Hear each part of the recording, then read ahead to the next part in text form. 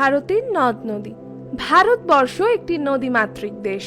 উত্তরে গঙ্গা, ব্রহ্মপুত্র, সিন্ধু, দক্ষিণে কৃষ্ণা, গোদাবরী, কাবেরী ইত্যাদি নদ নদী, খাল, বিল, জলাশয় ও হ্রদে পরিপূর্ণ এই দেশ। হিমালয়ের বরফ গলা জল এবং মৌসুমী বৃষ্টিপাতের ফলে এই নদ নদীগুলি পুষ্ট হয়। আবার কিছু জল মাটির তলায় প্রবেশ করেই ভূগর্ভস্থ জলের ভাণ্ডার তৈরি করে। এইভাবেই ভারতবর্ষে বিশাল জলের ভাণ্ডারের সৃষ্টি হয়েছে, যা ভারতের জল সম্পদের অন্তর্ভুক্ত। ভারতের জল সম্পদের সংক্ষিপ্ত পরিচয়। মৌসুমী বৃষ্টিপাত প্রতি বছর 3000 ঘন কিমি জলের যোগান দিয়ে থাকে। ভারতের জল সম্পদ মন্ত্রণালয় অনুসারে ভারতের বার্ষিক মোট জলের পরিমাণ 1870 ঘন কিমি, যার মধ্যে 1120 ঘন কিমি হল ব্যবহারযোগ্য জল। এর মধ্যে 690 ঘন কিমি বা 61.6% হল পৃষ্ঠ জল এবং 430 কিমি বা 38.4% হল ভৌম জল। কেবল গঙ্গা এবং ব্রহ্মপুত্র নদী এই জলের অর্ধেকেরও বেশি, প্রায় 55% বেশি জল বহন করে। ভারতের নদ নদী সমূহ: বিন্ধ্য পর্বত ও সাতপুরা পর্বত মধ্য ভারতের উচ্চভূমি ও ছোটনাগপুর মালভূমি জলবিভাজিকা রূপে ভারতের নদীগুলিকে দুটি ভাগে ভাগ করেছে, যথা উত্তর ভারতের নদ নদী, দক্ষিণ ভারতের নদ নদী। উত্তর ভারতের নদ নদী। উত্তর ভারতের নদ নদীগুলি প্রধানত হিমালয় বা সংলগ্ন অঞ্চল থেকে উৎপত্তি লাভ করেছে। বেশিরভাগ নদী তাই চিরপ্রবাহী ও বরফ গলা জলে পুষ্ট। এদের মধ্যে বিশেষ উল্লেখযোগ্যগুলি সম্পর্কে আমরা বিস্তারিত আলোচনা করব। গঙ্গা হলো ভারতের দীর্ঘতম নদী। এর দৈর্ঘ্য 2500 কিলোমিটার এবং ভারতে নদীটি 2071 কিলোমিটার বিস্তৃত হয়েছে। উৎস: এই নদীর উৎপত্তি ঘটেছে উত্তরাখণ্ডের 7010 মিটার উচ্চতায় অবস্থিত গঙ্গোত্রী হিমবাহের গোমুখ গুহা থেকে। প্রবাহ পথ: এই নদীর 3টি গতিপথ বোঝা যায় বলে এটি একটি আদর্শ নদীর উদাহরণ। উচ্চগতি: উৎসস্থলে এই নদীর নাম ভাগীরথী। অলকানন্দা প্রবাহ দেবপ্রয়াগে এসে ভাগীরথী প্রবাহের সাথে মিশেছে। দেবপ্রয়াগ থেকে অলকানন্দা ও ভাগীরথীর মিলিত প্রবাহ গঙ্গা নামে পরিচিত। গোমুখ গুহা থেকে প্রায় 280 কিলোমিটার প্রবাহিত হওয়ার পর গঙ্গা হরিদ্বারে এসে পৌঁছেছে এবং এখানেই তার উচ্চ গতি সমাপ্ত হয়েছে। মধ্যগতি: হরিদ্বার থেকে বিহারের রাজমহল পাহাড় পর্যন্ত গঙ্গার মধ্যগতিটি বিস্তৃত হয়েছে। নিম্নগতি বিহারের রাজমহল পাহাড় থেকে মোহনা পর্যন্ত অবস্থিত। রাজমহল পাহাড় থেকে গঙ্গার দক্ষিণমুখী হয়ে পশ্চিমবঙ্গের মুর্শিদাবাদের ধুলিয়ানের কাছে শাখা নদী রূপে ভাগীরথী হুগলি নাম নিয়ে পশ্চিমবঙ্গের উপর দিয়ে দক্ষিণে প্রবাহিত হয়ে বঙ্গোপসাগরে মিশেছে। মূল নদীটি পদ্মা নাম নিয়ে বাংলাদেশে প্রবেশ করেছে এবং ব্রহ্মপুত্রের সাথে মিলিত হয়ে মেঘনা নাম নিয়ে বঙ্গোপসাগরে পতিত হয়েছে। উপনদী: গঙ্গার ডান দিক থেকে আগত উপনদীগুলির মধ্যে অন্যতম হল যমুনা বা গঙ্গার দীর্ঘতম উপনদী। এর দৈর্ঘ্য 1376 কিলোমিটার। এছাড়া গঙ্গার ডান তীরের উপনদীর মধ্যে সোন নদী উল্লেখযোগ্য। গঙ্গার বাম তীরের উপনদীগুলির মধ্যে অন্যতম হল গোমতী, ঘরঘরা, গণ্ডক, বুড়িগঙ্গা, রামগঙ্গা ইত্যাদি। শাখা নদী: মুর্শিদাবাদের ভগবান গোলায় গঙ্গার মূল প্রবাহটি পদ্মা নামে বাংলাদেশে প্রবেশ করেছে এবং গঙ্গা থেকে আরেকটি শাখা বেরিয়ে প্রথমে ভাগীরথী ও নবদ্বীপের পর থেকে হুগলি নাম নিয়ে বঙ্গোপসাগরে পতিত হয়েছে। সিন্ধু: সিন্ধু নদীর দৈর্ঘ্য 2880 কিলোমিটার, যার মধ্যে ভারতের মধ্যে 1114 কিলোমিটার প্রবাহিত হয়েছে।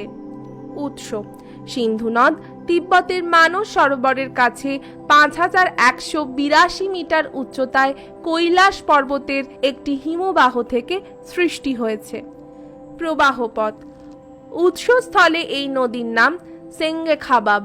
জাস্কার ও লাদাখ পর্বতের মাঝখান দিয়ে 809 কিলোমিটার পথ অতিক্রম করে এই নদী পাকিস্তানের মধ্য দিয়ে প্রবাহিত হয়ে আরব সাগরে পতিত হয়েছে। উপনদী।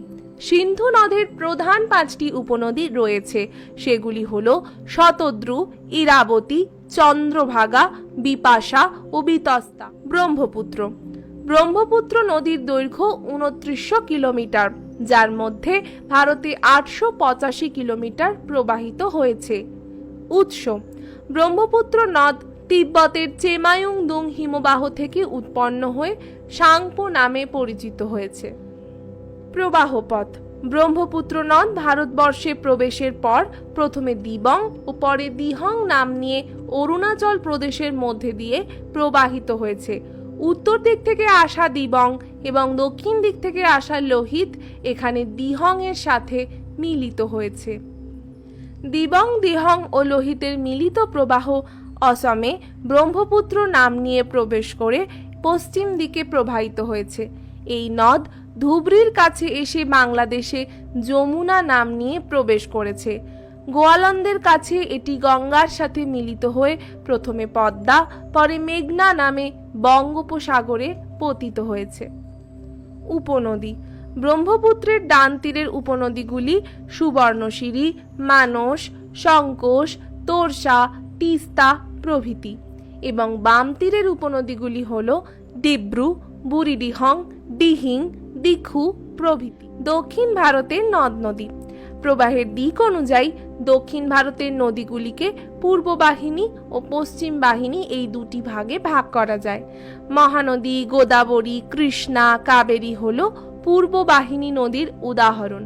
অনদিকা ও তাপ্তি হল পশ্চিম বাহিনী নদীর উদাহরণ। নর্মদা: নর্মদা নদীর দৈর্ঘ্য 1310 কিলোমিটার। এই নদীটি অমরকণ্টক মালভূমির পশ্চিম প্রান্তে উৎপন্ন হয়ে সাতপুরা পর্বতের অন্তর্বর্তী গ্রস্ত উপত্যকার মধ্য দিয়ে প্রবাহিত হয়ে পশ্চিমে খাম্বাত উপসাগরে পতিত হয়েছে। এই নদীটি চ্যুতি অঞ্চলের ওপর দিয়ে প্রবাহিত হওয়ায় এই নদীর প্রবাহ পথে জলপ্রপাতের সৃষ্টি হয়েছে। এর মধ্যে জব্বলপুরের কাছে অবস্থিত ধোঁয়াধার জলপ্রপাত এবং মাহেশ্বরের কাছে অবস্থিত সহস্রধারা জলপ্রপাত বিখ্যাত। এই নদীর ডান তীরের উপনদীগুলির মধ্যে অন্যতম হল হিরন, ওর, সাং, বারনা, কোলার এবং বাম তীরের উপনদীগুলির মধ্যে অন্যতম হল বাঞ্জার, সার, সাক্কর, কুন্দি প্রভৃতি।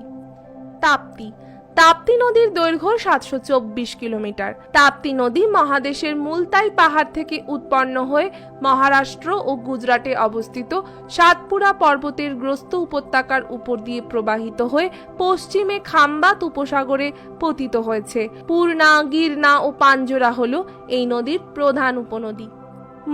মহানদীর দৈর্ঘ্য 857 কিলোমিটার। ছত্তিশগড়ের দণ্ডকারণ্যের শিয়াওয়াও উচ্চভূমি থেকে এই নদী উৎপত্তি লাভ করে পূর্বঘাট পর্বতকে অতিক্রম করে বঙ্গোপসাগরে পতিত হয়েছে। এই নদীর প্রধান উপনদীগুলি হল মান্ড, ইব, হাসদেও, শেওনাথ প্রভৃতি। গোদাবরী: এই নদীর দৈর্ঘ্য 1465 কিলোমিটার। গোদাবরী দক্ষিণ ভারতের সর্ববৃহৎ এবং দীর্ঘতম নদী। এই নদী দক্ষিণের গঙ্গা নামে পরিচিত। গোদাবরী নদী মহারাষ্ট্রের পশ্চিমঘাট পর্বতমালার ত্রিম্বক মালভূমি থেকে উৎপন্ন হয়ে পূর্ব দিকে প্রবাহিত হয়েছে এবং বঙ্গোপসাগরে পতিত হয়েছে। এর ডান তীরের উপনদীগুলির মধ্যে মঞ্জিরা, বাম তীরের উপনদীগুলির মধ্যে পেনগঙ্গা, ওয়ার্ধা, ওয়েনগঙ্গা, ইন্দ্রাবতী ও শবরী উল্লেখযোগ্য। কৃষ্ণা: কৃষ্ণা নদীর উৎপত্তি হয়েছে পশ্চিমঘাট পর্বতমালার মহাবালেশ্বরের উত্তর অংশ থেকে। এরপর তা পূর্ব দিকে প্রবাহিত হয়ে বঙ্গোপসাগরে এসে মিশেছে। এই নদীর দৈর্ঘ্য 1400 কিলোমিটার। কয়না, ঘাটপ্রভা, মালপ্রভা, ভীমা, তুঙ্গভদ্রা প্রভৃতি হল কৃষ্ণা নদীর উপনদী। কাবেরী: কাবেরী নদীর দৈর্ঘ্য 805 কিলোমিটার। কর্ণাটকের পশ্চিমঘাট পর্বতমালার ব্রহ্মগিরি পর্বতে অবস্থিত তালাকাবেরী হ্রদ থেকে এই নদীর উৎপত্তি। এই নদী মহীশূর মালভূমি ও দক্ষিণ কর্ণাটক মালভূমির উপর দিয়ে প্রবাহিত হয়ে বঙ্গোপসাগরে এসে পতিত হয়েছে। এই নদীর উপর শিবসমুদ্রম জলপ্রপাতটি অবস্থিত। এর উপনদীগুলি হল হেমাবতী, অর্কবতী, ভবানী, অমরাবতী প্রভৃতি। কাবেরী নদীকে ভারতের পবিত্র নদী বলে গণ্য করা হয়। অনেকে একে দক্ষিণের গঙ্গা নামেও অভিহিত করে থাকেন। এই নদীর বদ্বীপ অঞ্চল অত্যন্ত উর্বর, তাই দক্ষিণ ভারতের শস্য ভাণ্ডার হিসাবে এটি পরিচিত। অন্তর্বাহিনী নদী, যে সমস্ত নদী সাগরে পতিত না হয়ে দেশের ভিতরেই কোনো হ্রদ বা জলাশয়ে পতিত হয়, সেই নদীগুলিকে অন্তর্বাহিনী নদী বলা হয়। যেমন লুনি নদী আনাসাগর হ্রদ থেকে উৎপত্তি হয়ে কচ্ছের রানে পতিত হয়েছে।